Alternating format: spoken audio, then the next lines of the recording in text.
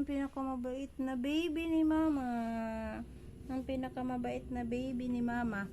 Magpuputol po tayo ng kuko ni Lucky. Ayan, sabi nung nabasa ko, pag nahahawakan daw yung nagpapahawak yung alagang pusa sa paa at saka sa buntot niya, trust ka ng alaga mong pusa. Kaya ito, trust ako ng baby na to kasi kahit hahawakan ko siya sa buntot, wait lang na, hawakan ko siya sa buntot niya, nagpapahawak talaga siya. Ayan, wait lang, pakita natin yung buntot na mahaba. Ayan yung buntot niya. Hahawakan ko siya ganyan, para siyang baby magpakarga, wait ako ya. Ganyan siya magpakarga. Mabait si Lucky. Mabait mga kaibigan si Lucky. At nagpapaputol siya ng kuko. Mabait siya magputol ng kuko. Mabait siya magpaputol ng kuko. Hindi katulad ng isa naming halaga na hindi talaga siya mahawakan ang paa. Ayan. Wag mo ako ng ilaw anak kasi ayan. Lucky, hello. Hello Lucky.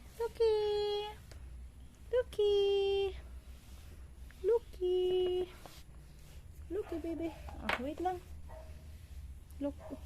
May dumi yung ano mo? May muta ka, baby. May muta ka, baby. Okay. Oh, no. Ako yan. Baka maano. Dapat marunong din putol ng kuko. Kasi baka masagad. Hindi pwedeng masagad. Wait lang. Ayan. Ako ang magpuputol ng kuko ng baby namin. Ayan. Ganyan siya kabait pag pinuputulan ng kuko. Si Uli ay pero kapag nagpuputol ng kuko ng ating mga alaga, wag sasagarin. Ayan. Ang bait niya. Bait niya talaga. Kaya love na love namin tong alaga na to. Ayan. Para pag kinakarga namin siya, hindi kami nakakalmot. Pero hindi siya talaga siya nangangalmot. Accident lang na nakakalmot niya kami kapag may nagaanong aso dun sa labas. Makulit. Kaya nagkukulit siya. May aso dun sa labas na naririnig siyang aso sa labas. Kaya nagkukulit siya. Hayaan mo kuya. Hayaan mo. No.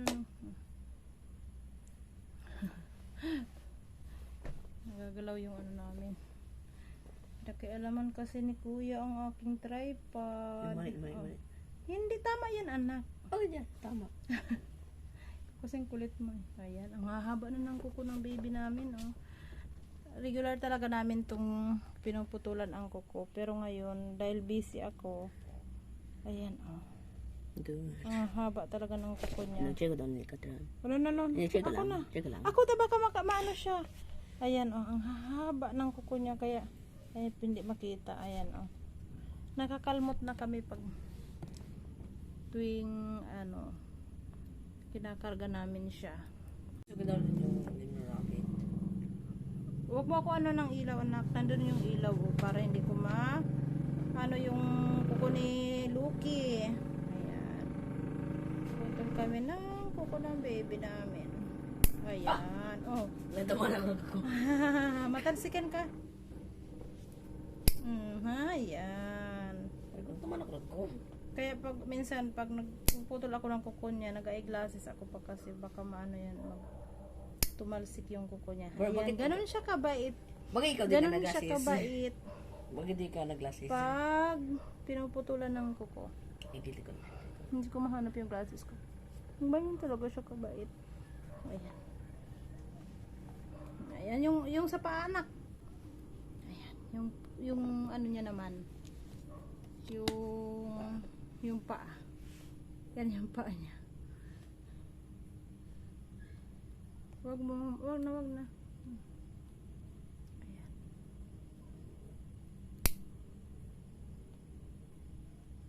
Super bait yun si Loki. Ito pa. Pero dapat ingatan na hindi masagad yung kuko niya. Ito hindi pa masyado mahaba. Sa kabila. Yung sa ano niya pala, hindi pa masyado mahaba. Yung sa huling paa. Hindi pa masyado mahaba. Yung sa unahan ang bilis nito maghaba na sa unahan yung mga kuko. O yan. Ang bait ng baby namin.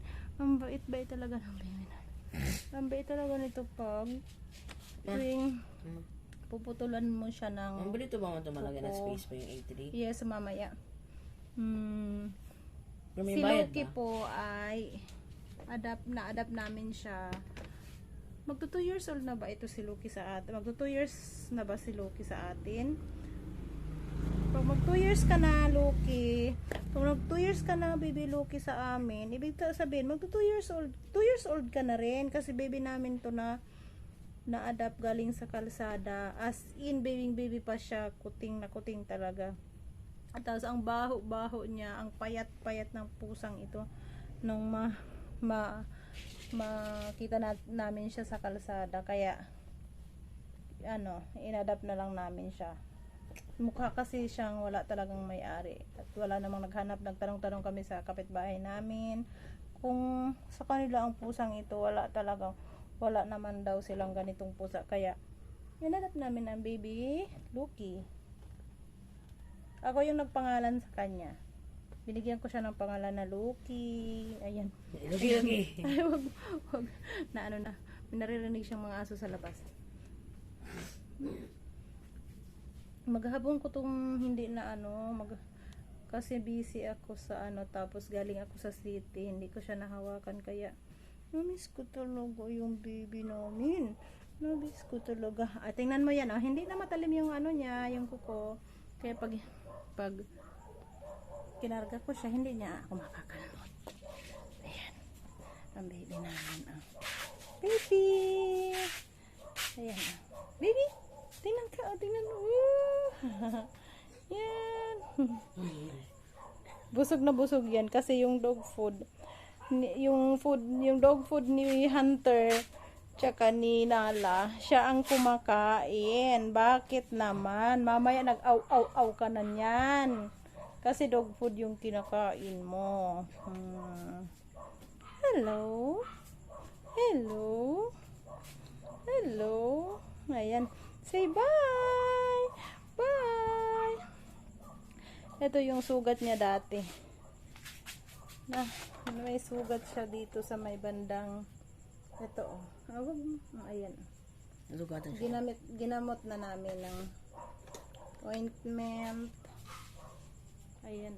Magaling na siya. Tumutubo na yung kanyang mga Ang pwede ba ito balahibo. Mabilis ba ito mamalagay ba ng anumang space? Opo. Okay. Uwi na ikaw. Naputulan na ikaw ni mama ng Coco baby. Ayan. Pag nagpapakarga siya, para siyang baby. Nakahawak talaga siya dyan sa may batok ko. Ayan. Tsaka yung kabila dyan sa may dibdib ko. Ganyan si Loki. Ayan. Ano yun? Ayan. Hindi niya na ako nakakalmot. Kasi maikli na yung niya. Uwi ka na sa bahay, baby. Uwi ka na sa bahay. Uwi ka na. Uwi. Tingnan mo, ayan na. Baby!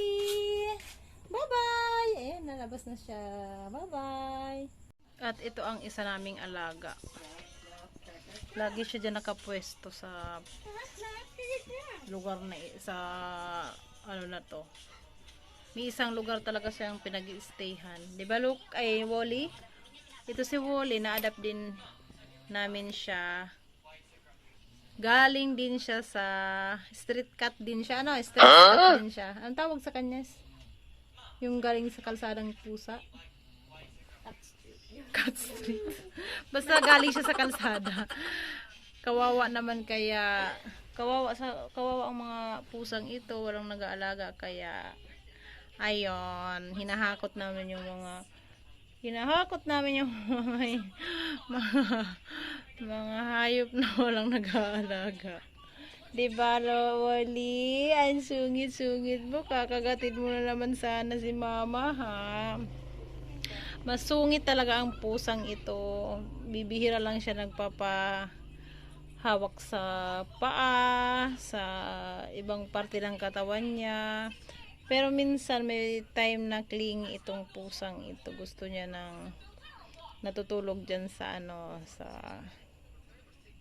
sa dibdib namin or sa hita namin. Ayan. Antok na yan, oh. Ito yung pinakauna-unang pusa namin na na-adapt, na ampon galing sa kalsada. Ayan. Kaya love na love ko yan kahit na masungit. Lilinisan pa. Naku, dila yung ano. Pero ito talaga siya, bibihira namin maputulan ng kuko kasi ayaw na ayaw niya hinahawakan ang kanyang paa. Lalo ng kanyang buntot na maiksi lang naman nga ang buntot na yan. Oh, tingnan mo ang buntot nito. Putol talaga yung buntot niyan. Yan talaga siya. Pero hindi, tingnan, buti ngayon nagpahawak siya, hindi nagagalit, oh. Behave siya ngayon, nagpahawak yung masungit na pusa. Pero pag bad mood siya, hawakan mo lang siya ganyan, kagating ka na agad niyan. Ngayon siguro dahil busog siya, ayan, siguro busog tong pusang to kaya mabait siya ngayon, no? O kaya antok talaga siya kaya okay lang sa kanya na hinahawakan ko yung ano niya, oh. Pero kung bad mood to, nako, siguro nakagat na ako na naman ito, oh. Wala pa naman tong ano, hindi siya na-inject ng anti-rabies. Pero si Lucky meron yan na-inject siya ng anti-rabies. Ayan yung mga... Hey, Nala! Nala! Ayaw to natutulog dun sa binibigay na tulugan niya. Gusto niya sa sahig talaga siya matulog. Nala, nalatut, nalatut. Ito naman yung isa. Ito, oh. May tinangay na naman siyang medyas, oh. Bakit paborito niyo yung mga medyas dyan, ha? Ano yun? Ito parang ano siya, oh. Hindi ko alam kung ano to ng galis or nagtanggal talaga yung mga balahibo niya, pero ginagamot namin siya. Yee, cute. Ayaw nila magsitulog doon sa binigay namin na tulugan. Gusto nila sa sahig. Oh, sige, diyan kayo sa sahig. Oh, bye. Hoy. Cute. Gusto nila sa sahig. Nalatut. Nala. Ito si Nala. Nala ang tawag na ang binigay namin na pangalan kay Baby Nala. Ito si Baby Hunter. Tulog na sila. May kanya-kanya silang lugar. Ito, medyas. Tinangay naman, puro balahibo. Tingnan nyo yan. Ginagawa nyo sa mga medyas. Ang kukulit.